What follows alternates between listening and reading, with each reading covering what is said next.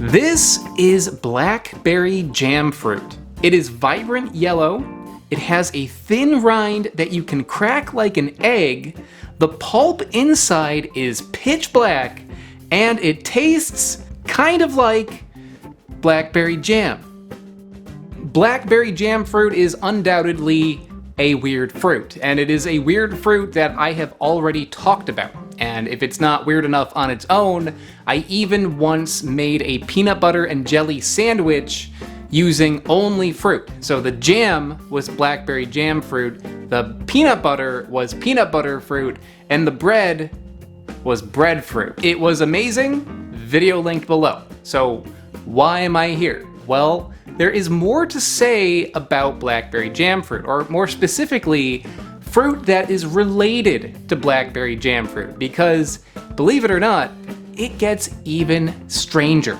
In today's episode, I will be reviewing several very rare relatives of the blackberry jam fruit, including one really big one that is native to Australia, and also one that is currently in the news because it is used to make a food dye. Let's get to it. To start things off, let's first head to Brazil and pay a visit to Helton, Muniz. Helton has what many consider to be the largest collection of fruiting trees in the entire world. And I've been there, I believe it. And he was showing us things that he was interested in. And as that was going on, we were just spotting things left and right that we were excited about. And two things that we spotted that Helton wasn't even paying any mind to were really, really rare relatives of the blackberry jam fruit.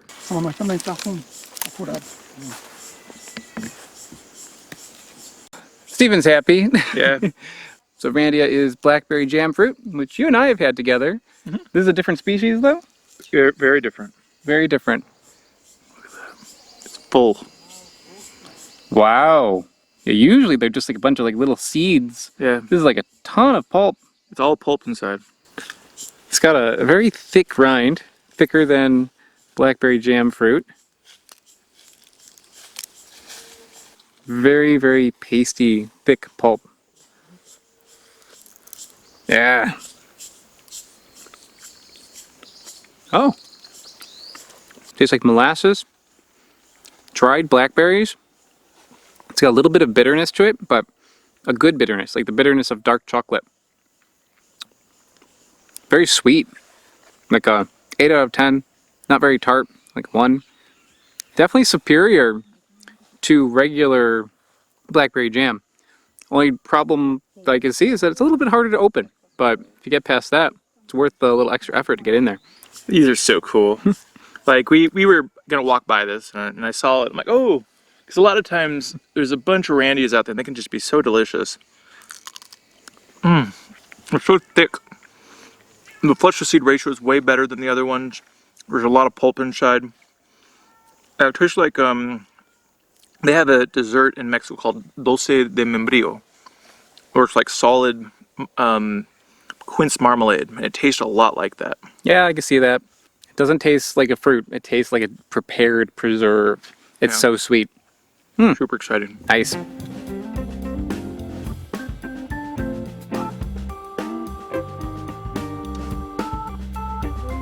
That guy's a really thick shell.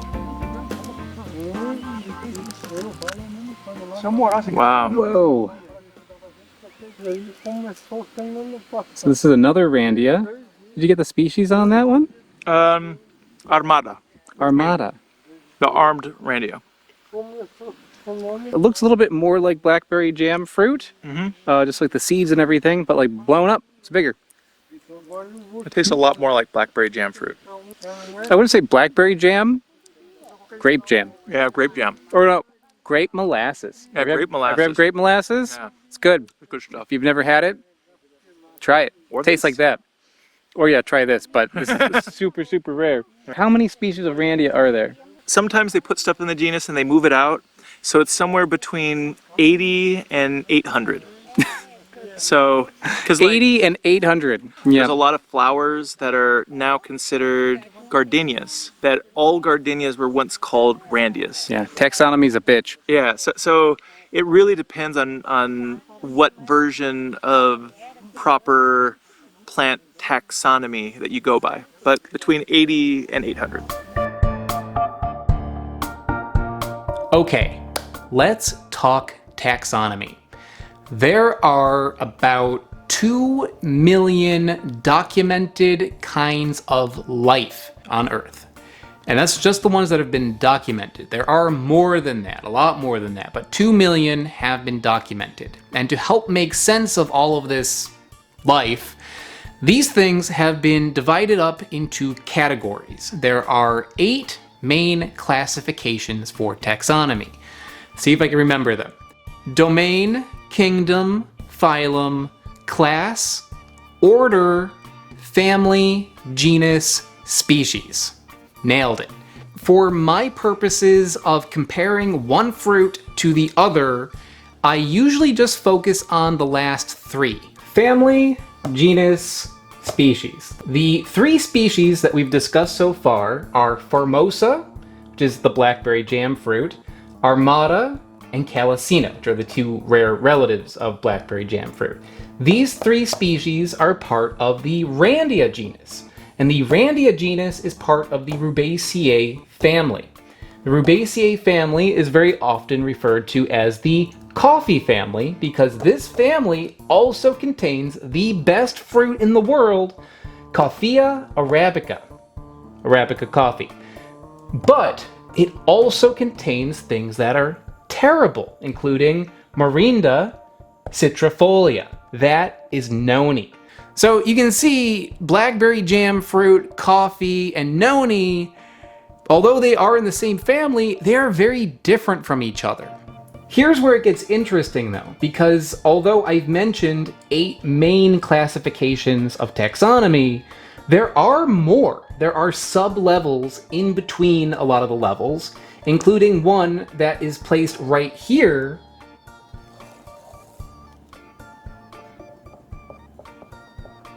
Tribe. The level of tribe I find pretty interesting because this groups genuses together that have more similarity than others. So although Randia and Coffea are very, very different, Randia and other things of its same tribe are going to have some similarities, but it's going to be different enough where it's going to be pretty interesting. So the Randia genus is in the Gardenia tribe. So coffee and noni, they are not in this part, but Randia is. Now Gardenia may sound familiar because of Gardenia. Gardenia is a genus in Gardenia. It's named after that, I think. And gardenias are, of course, a popular flower that you might have in your backyard. Now, the species Gardenia jasminoides is an especially interesting one. It is a popular flower, but it also is used for its fruit. In Korea, the fruit of Gardenia jasminoides is used as a medicine and as a natural dye. And if you go to H Mart, you can buy these by the bagful. So let's try to dye something. I don't really know what I'm doing. So what I did is I took a pot of water. How much water? I don't know. And I added 1/3 of a cup of the chopped up dried Gardenia fruit to it. And I'm going to let this boil for a while. And then I'm going to dye something with it. Now I just need something to dye. Excuse me, do you mind? Thank you. All right, I have a banana bandana. I used to sell these on my website maybe like 5 years ago now, and I don't sell them anymore, but like most things of mine, the cat has taken it.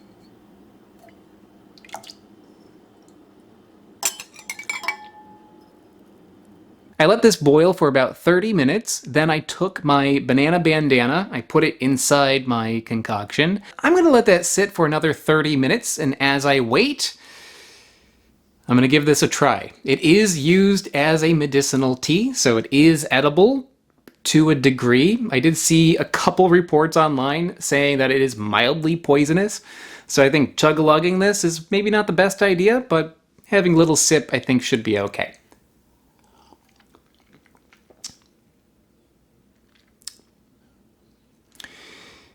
It's kind of like a really disappointing apple juice mixed with hay, like dry hay. It is not terrible, but it's not good. You wouldn't drink this for pleasure, but if you wanted it for the medicinal benefits that it's supposed to have, then yeah, sure, why not? The best thing about this, though, is that it turns your insides a radiant shade of yellow. This just in, coincidentally, as I film this, just yesterday, the FDA made an announcement that they have approved a dye made from this fruit. Here's the weird thing though, the dye that they're talking about is not a yellow dye, but a blue dye that they are calling Gardenia blue. Apparently dye made from this fruit wasn't permitted before. I don't know, but I was confused, naturally, that they're talking about a blue dye made from something that is used as a form of yellow dye. I managed to find a website that was selling natural dyes, and one of the dyes that they had was Gardenia blue. And in their description, they say that this is naturally yellow. When it's treated with glycine, which is found in beans and things like that, it changes to a blue. The moment that I saw this yesterday, I took some of these fruits, I put them in a jar with hot water and a half of a cup of lentils. And guess what happened? Nothing. Nothing happened. It's still yellow. It got a little bit darker, but I think that's just from sitting overnight. Also, reminder, guys, make sure to drink enough water. Yeah, the lentils are in there. You can see the lentils. It is not blue. So today, I picked up something at the vitamin shop, glycine. This is the compound that is supposed to turn it blue. And I have not tried this yet, but I'm going to take some of this. I got a little scoop of it, and I'm going to place it inside my wine glass full of dye. And I am hoping that when I do this, it's going to instantly turn blue, and it's going to be awesome.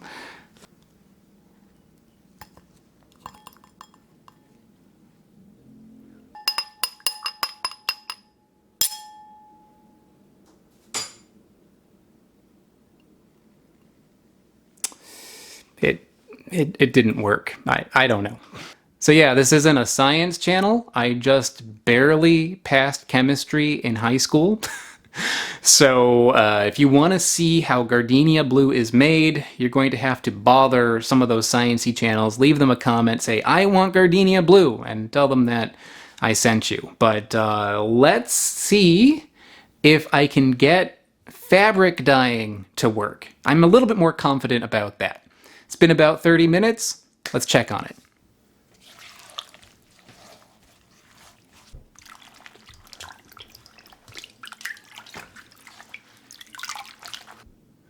Well, that actually worked really well. Huh. I'm going to put it in one more time and see if we can get it a little darker. Okay, it has been another 20 minutes, and I'm realizing now that I probably should have strained the fruit out before dyeing everything.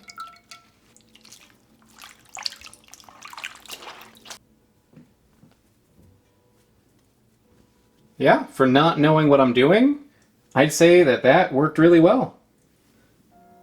Success.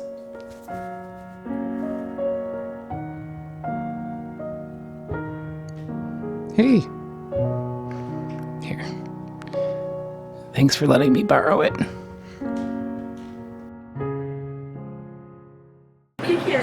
So there is a fruit on this tree over here, but there's a railing in the way. There are a lot of different fruits in the Gardenia tribe. And when I'm traveling with my friend Steven, as I showed earlier in this video, he's pointing these out to me like all the time. And a lot of times I just kind of like pass them off. Here's an example of one that wasn't that interesting.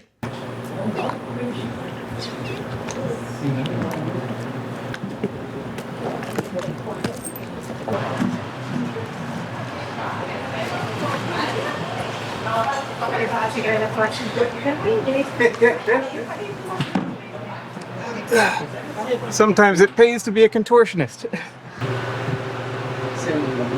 So, Steven, what did I just go down there for? What is that? So this is a species of Randia. And Randia are relatives of jasmine. A lot of them, you'll find them just growing wild all over the place. People don't often collect them, but when they get soft, they taste like marmalade inside. Unfortunately, I didn't film a review of that particular fruit because the ones that I picked, I must have picked ones that were not fully ready. They never ripened. But it was kind of fun getting them. However, I would like to end this episode with a really, really cool one that I found in Australia. This is a native Australian fruit that is called brown gardenia. And guess what genus this fruit is in?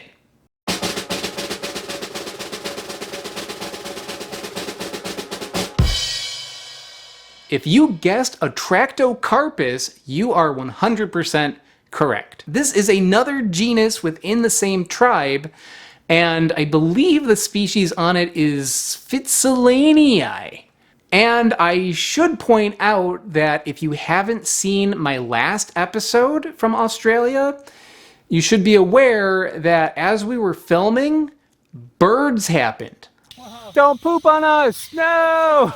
Greetings, everybody. I am here today with Steven, Eddie, and about 10,000 very noisy birds. I'm not sure if I can cut into this or not. I'm going to try.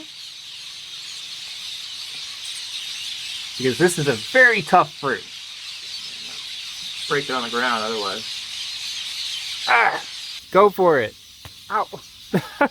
Steven, don't get blood on it. That's really tough. There we go. Hey! So as you can see from the inside, relative to blackberry jam fruit and to ganepa. Wow. Look at that. Really cool in there. Just has these little seeds with a black pulp on it. Interesting. Okay, so I'm going to stir it up. I'm going to just take a little clump of it, the seeds. Get a big bite. Good. That's good. That's really good. Raisin. And tea. Yeah. It tastes like tea. It tastes like tea leaves. Black tea With molasses, raisin. And then ganepa, if you've ever tasted that, it's similar to that.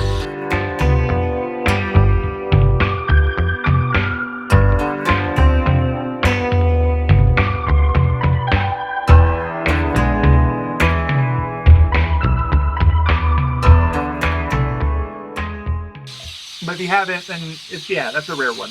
Touch bitters. A little bit like a orange rind kind of bitterness to it. That's pretty good. That's good. That's way better than I expected. I thought it was going to be terrible. I feel like if I ate an entire one, it might make me sick. I'm eating a lot of it. All right, well, keep us updated. It's quite nice. Yeah. Isn't it? That's surprising, isn't it? It's surprising, eh? Yeah, I thought it was going to be terrible. Yeah, I did not have high hopes. It is a little bit bitter. You know, I think like this is maybe one that you can make a jam out of or a juice out of. Mix it with some water, strain it out, add some sugar to it, maybe a little lemon or something, just to kind of negate that bitterness a touch. But surprisingly good. The sweetness on this is very high. It's a little hard because of the bitterness in it to tell. I'd say it's like an 8. And the tartness is low, like 0 or 1. I'd probably say about a 2 or 3 on that, no? Really? Yeah. let's split the difference. Let's go with 2. And yeah, I think that's about it. All I have to say about it. Thank you so much, guys. Thank you for sharing this fruit with me. Thank you, Bird, for making all the noise. And thank you guys for watching. I would like to give a very big thank you to Joseph McCorkle, Smarter Every Day, and Bill T. They are mega patrons over on patreon.com. Patreon and also YouTube memberships are how I afford to do all the things that I do on this channel. So for anyone watching who is interested in supporting the channel and getting some really cool bonuses in return, one cool bonus is that there are exclusive videos, over 100 exclusive videos that are only available for members. So yeah, you gotta check it out. I'll put some information down in the description below.